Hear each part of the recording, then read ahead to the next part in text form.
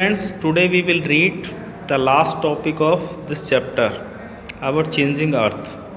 And last topic is work of wind. वायु का कार्य. Have you ever visited a desert? Try to collect some pictures of sand dunes. क्या कभी आपने किसी रेगिस्तान की यात्रा की है? तो अगर की है तो वहाँ की कुछ पिक्चर्स को आप कलेक्ट करें, उनको एकत्रित करने का प्रयास करें, खास करके सैंड ड्यून्स का, जो रेत के टीले होते हैं, जो फिगर 3.9 में आप जैसे देख पा रहे हैं कि ये सैंड ड्यून्स हैं, मतलब रेत के टीले हैं.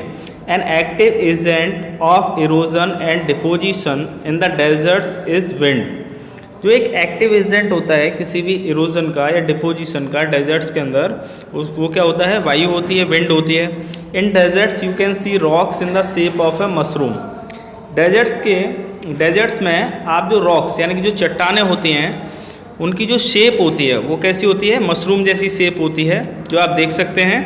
Commonly called mushroom rocks. ठीक है, सामान्यतः उनको मशरूम रॉक्स कहा जाता है. Winds Erode the lower section of the rock more than the upper part. जो विंड होती है वो क्या करती है कि जो रॉक्स का जो लोअर सेक्शन होता है, जो निचला हिस्सा होता है, उसको काटती है ना, और उसको काटती है विंड के कारण. और विंड से क्या है, उसका जो नीचे का सेक्शन होता है वो कटता है, जबकि अपर पार्ट से अधिक मात्रा में उसको वो काटती है. Therefore such rocks have narrower base and wider top. इससे क्या होता है, जो रॉक्स होती हैं उनका जो बेस होता है, उनका जो आधार होता है, वो कैसा होता है? नुकीला हो जाता है या सकरा हो जाता है. और उनका जो टॉप होता है, उनका जो सीड्स होता है, वो चौड़ा होता है. व्हेन द विंड ब्लोज, जब हवाएं बहती हैं, it lift and transport sand from one place to another. उससे वो क्या करती हैं कि जो रेत होता है, सैंड जो होती है, बालू, उसको एक स्थान से दूसरे स्थान पर क्या करती हैं? ट्रांसपोर्ट करती हैं, ले जाती हैं, है ना. When it stops blowing the sand falls. और जब ये, अगर हम देखें तो जो सैंड फॉल्स होता है, ठीक है, तो हवा के बहने के कारण जब ये रुक जाता है तो फिर गेट डिपोजिट इन लो हिल. तो उससे क्या क्या होता है, जो लो एरियाज होते हैं, जो लो हिल एरियाज होते हैं, वहाँ वो क्या हो जाते हैं? डिपोजिट हो जाते हैं, जमा हो जाते हैं. These are called sand dunes. और इनको क्या कहा जाता है? सैंड ड्यून्स कहा जाता है, यानी रेत के टीले इसको हम कहते हैं. When the grains of sand are very fine and light. जब इनका जो ग्रेन्स होता है, सैंड जो होता है, रेत होता है, उसके जो कण होते हैं, ये जो पार्टिकल्स होते हैं, काफ़ी जो हैं फाइन और लाइट होते हैं. The wind can carry it over very long distances. और जो हवाएं होती हैं वो बहुत दूर तक इनको ले जाती हैं. When such sand is deposit in the large areas.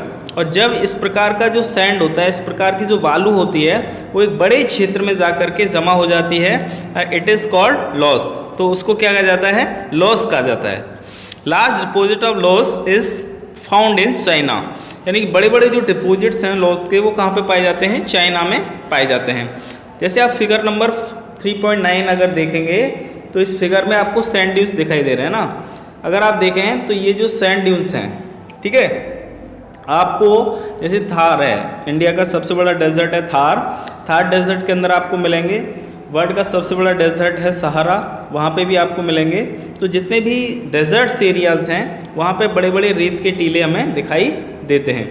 और उनके जो पार्टिकल्स होते हैं वो काफ़ी फाइन होते हैं, काफ़ी अच्छे होते हैं, ठीक है, और लाइट यानी चमकदार भी होते हैं, ठीक है ना, उनमें काफ़ी चमक भी होती है. ठीक है, तो यहाँ पर जो है आपका ये सेक्शन कंप्लीट हो जाता है. आपका जो रीडिंग सेक्शन है वो कंप्लीट होता है. अब इसके बाद हम एक्सरसाइज करेंगे, और एक्सरसाइज में हम टिक द करेक्ट करेंगे ना, टिक द करेक्ट आंसर्स. तो इसमें सबसे पहले है आपका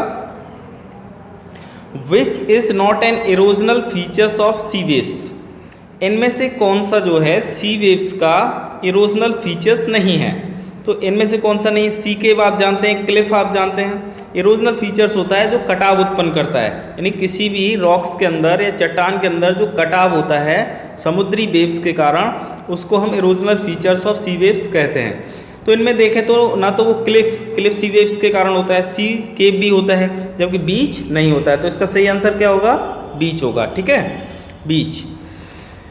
ऐसे ही नेक्स्ट क्वेश्चन है the depositional feature of a glacier. यानी ग्लेशियर का जो डिपोजिशनल फीचर होता है वो क्या है? अब इसमें नहीं है, इसमें क्या है? जो उसका फीचर है, तो उसका फीचर क्या होता है? मोरेन, उसको हम क्या कहते हैं, मोरेन होता है, ठीक है। Which is caused by the sudden movements of the earth, पृथ्वी के अंदर जो अचानक से जो मूवमेंट होता है वो किसके कारण होता है, तो वो किसके कारण होता है, वॉल्केनोस, है ना, वॉल्केनो जो होते हैं उनके कारण होता है। Mushroom rocks are found in, mushroom rocks कहाँ पर पाई जाती हैं, अभी मैंने पढ़ा है आपको, कहाँ पर पाई जाती हैं, डेजर्ट्स में पाई जाती हैं, ठीक है। Oxbow lakes are found in, oxbow lakes कहाँ पर होती है, मैंने बताया था ना, गाय के खुर के जैसी जो शेप बनती है उसको ऑक्सबो लेक्स कहा जाता है, और ये कहाँ पर बनती है, रिवर वैलीज में बनती है।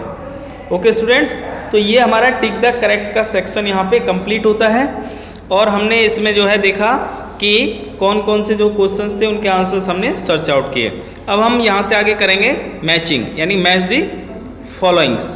तो मैचिंग में अगर आप जाएंगे तो सबसे पहले आप देखेंगे ग्लेशियर, यानी ग्लेशियर जो होता है, ग्लेशियर का मैचिंग क्या होता है, ग्लेशियर आप जानते हैं, ग्लेशियर क्या होता है, रिवर ऑफ आइस होता है, क्या होता है, रिवर ऑफ आइस, ठीक है ना, ये वाला रिवर ऑफ आइस किसको कहते हैं, ग्लेशियर्स को कहते हैं। मिंडर्स क्या होता है, मिंडर्स किस में बनते हैं, मिंडर्स बनते हैं रिवर्स में, कहाँ पे बनते हैं, रिवर्स, यानी मिंडर जो बनता है, मिंडर फॉर्म होता है कहाँ पर फॉर्म होता है, रिवर्स में फॉर्म होता है। बीच कहाँ पर फॉर्म होते हैं, तो बीच जो होता है उसको क्या कहते हैं, सी शोअर, क्या कहते हैं, सी शोअर, ठीक है। अभी जैसे मैंने बताया सैंड ड्यून्स, सैंड ड्यून्स कहाँ पे फॉर्म होते हैं, सैंड ड्यून्स बनता है आपका डेजर्ट एरियाज में, तो ये डेजर्ट एरिया हो गया, ठीक है।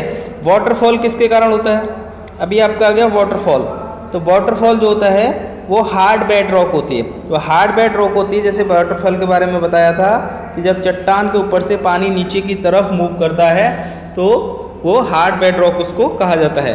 अर्थक्वेक आप जानते हैं, अर्थक्वेक क्या होता है, वाइब्रेशन ऑफ अर्थ होता है, यानी कि जब पृथ्वी वाइब्रेट करती है उसके अंदर जो मूवमेंट होता है, जो कंपन होता है, उसको वाइब्रेशन ऑफ अर्थ कहा जाता है। तो आपका ये मैचिंग पार्ट भी कंप्लीट हो गया है, टिक द करेक्ट भी हो गया है, और इस चैप्टर का रीडिंग सेक्शन भी कंप्लीट हो गया है, तो आप ये सभी कर लेंगे। बाकी अभी मैं आपको क्वेश्चन आंसर्स और इनके जो है गिव रीजंस ये आपको भेज दूंगा, ठीक है, तो आपको ये सभी कंप्लीट करना है। Okay students.